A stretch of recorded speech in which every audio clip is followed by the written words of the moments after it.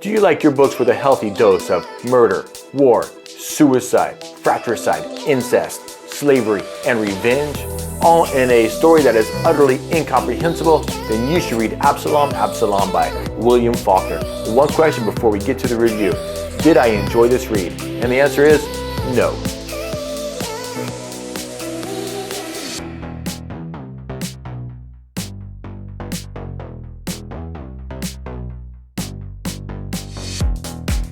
Welcome to Whiskey and Literature, where we read and discuss the greatest books of all time. And while we're turning those pages, we're sipping those bottles of those finely distilled spirits. I'm your host, Captain Mike, and I'm reading and reviewing 52 books in 52 weeks in 2023. This is my 21st book review, Absalom Absalom by William Faulkner. And before we get to the book, let's talk about the author. William Faulkner, an American author born in 1897, died in 1962.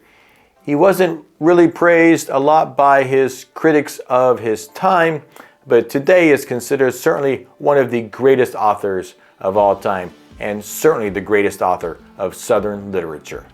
In Chapter 6, there is a sentence recognized in 1983 by the Guinness Book of World Records as the longest sentence in literature. If you would like to see me read this entire sentence poorly, the link is in the description below. This sentence has 1,288 words and spans 2.5 pages long. My copy of the book is 303 pages long, but it reads like a much longer book because on many of the pages there are no paragraph breaks, just solid pages of words after solid pages of words.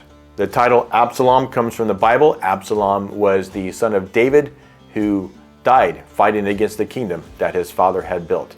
And it's repeated in the title, Absalom Absalom, because it's the main character's two sons who basically tear down everything he was trying to build. And I did not listen to this book on Audible at all. Okay, let's talk about the style of this book. And I'm assuming that Faulkner had read Virginia Woolf, because this stream of consciousness style writing is found throughout this novel. Mrs. Dalloway was released just about a decade prior to Absalom Absalom. This chaotic type of inner dialogue is very dense and difficult to read, and Faulkner either had the largest vocabulary of anyone ever, or he made liberal use of a thesaurus. This story is not told in a linear format. Instead, we peel it back layer by layer until everything is revealed. And this is actually one of the things about the style of the book that I actually enjoyed. This slow reveal of what actually happened, or what the characters in the book say that happened, or maybe it was what their interpretation of what had happened. A large part of this book is Quentin recounting to Shreve what happened. So the story unfolds ever so slowly as Quentin recounts it. And we also see the designs that were laid by Thomas Sutpen and Eulalia Bond as they were revealed to the character bit by bit. And this slow reveal is actually a real treat for the reader. All right, guys, super quick pause for the whiskey of the week. I don't do long form whiskey reviews and my book reviews anymore. I just mentioned the whiskey of the week and look for this whiskey review to drop later this week. This week we have Maker's Mark Private Selection Fireside Spice. I've had 3 or 4 of these different ones. They've all been fantastic. I've had some pours of this, and it is a great whiskey. Again, if you want to see that review, if you're interested, the link will be in the description below once I get that posted to YouTube. Okay, let's go through most of the characters in the book pretty quick, just the name and a short description. First, Thomas Sutpen. He's the main character, the antagonist, the protagonist, and the demon. Then we have Eulalia Bond, Sutpen's spurned first wife, mother of Charles Bond and seeker of revenge. Charles Bond, the son of Eulalia Bond and the arrow that she fires at Thomas Sutpen.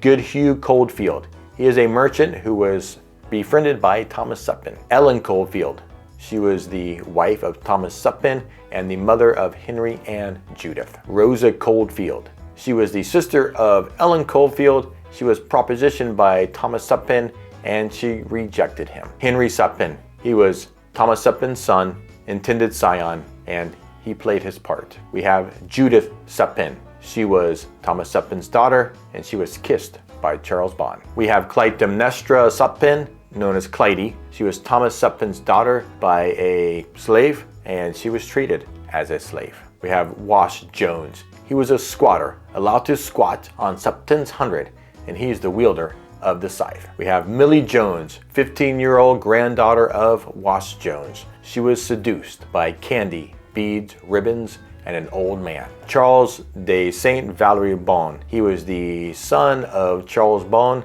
and his black mistress. And then we have Jim Bond. He was the son of Charles de Saint Valery Bond and his wife, a black woman, and he was the actual scion. Then we have Quentin Compson. He was the main narrator of this story and the grandson of Thomas Suppin's friend. And then we have Shrevlin McCannon. He's the main listener in the story, roommate and friend to the main narrator, Quentin Compson. And those are the main characters in the story. There is some other bit players in there, here and there, but those are the main movers. Okay, on to the plot of Absalom Absalom.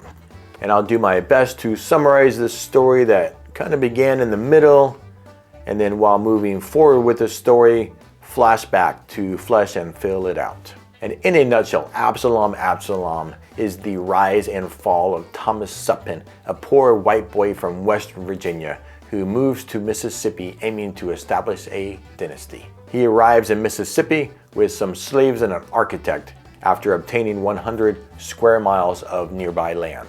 They begin building a plantation, including the largest house in the county, and call it Suppin's 100. He makes nice with a local merchant, marries his daughter Ellen, and she gives him 2 children, his son Henry and daughter Judith. Henry goes to university and meets Charles Bond, who comes home a couple times with Henry, I think for the first time during Christmas, meets Judith, and then they begin a relationship. Thomas Suppin, he realizes that Charles Bond is his son from an earlier marriage, and he tries to stop the relationship that he has with his sister Judith.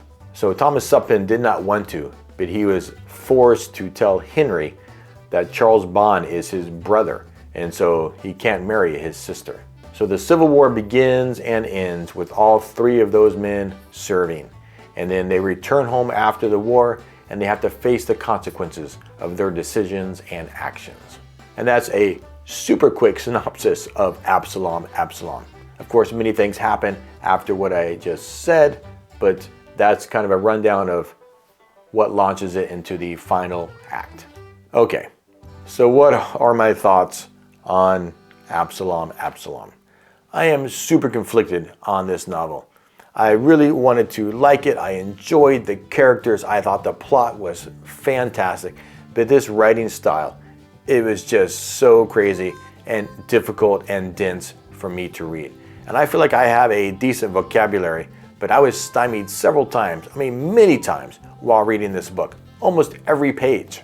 If you haven't experienced Faulkner and you want to get a taste of what he's like, and I'm not an excellent narrator, but in the link in the description below is my reading of The Longest Sentence in Literature by Faulkner. And that's a decent beginning to just get a taste of what it's like. And the more I think about The Sun Also Rises by Hemingway, the more I actually like, and I'm glad that I have read that book. And Hemingway's book stands in utter contrast to Absalom Absalom. Sparse and spare language with hardly an adjective or a big word in sight, yet for all that it manages to convey beautifully and powerfully emotion and action. On the other hand, Absalom Absalom's convoluted and repetitious text hides an extraordinary story about one Southern family's life experiences that parallels the history of the South and plantation culture specifically. I think underneath all that, we have a wonderful, awesome story, but wading through this mucky mess, I don't think is worth the payoff. And that's my thoughts on Absalom Absalom. Okay, on to the star rating. I'm gonna look down here to remember what I had for the star. So I judge all my books on 5 criteria, 6 if I listen to it on Audible, and I didn't listen to this book all on Audible, so it's just going to be the first 5 criteria. First of all, initial response. How do I feel when I first finished the book? And I gave it a 3, and mostly I was happy that the book was over. 2, recommendation. How likely am I to recommend this book? And you know what? 1. I'm not going to recommend this book to anyone other than just stay away from it. Style. Did I enjoy the writing style? And I'm going to give it a 2. And I can see why the style appears, but I like the slow reveal, and I enjoyed that part, but the pacing, the sentence structure, and the cadence, it just broke me. I could not stand this book, to be honest with you. 4, plot and structure. How engaged was I in the story? I wasn't really engaged necessarily, but the plot itself, I give it a 5, because I actually really enjoyed the story that was underneath all of this. All right, 5, characters. Were they relatable, believable, engaging? And you know what? The characters in this story are amazing, fantastic. He gets a 5 for the characters in this story. But, okay, and I didn't listen to it on Audible. So that's 16. And 16 divided by 5 is 3.2. So 3.2 stars for Absalom Absalom by William Faulkner. And to me, that's pretty appropriate, I think. Thanks for sticking with me. In the description below are the links to my other book reviews. If you enjoyed the video, like it, it's free. Subscribe to see more of my content. I do book and whiskey reviews. I hope you're reading something good and drinking something great. Turn the pages, my friends, and stay thirsty. Cheers.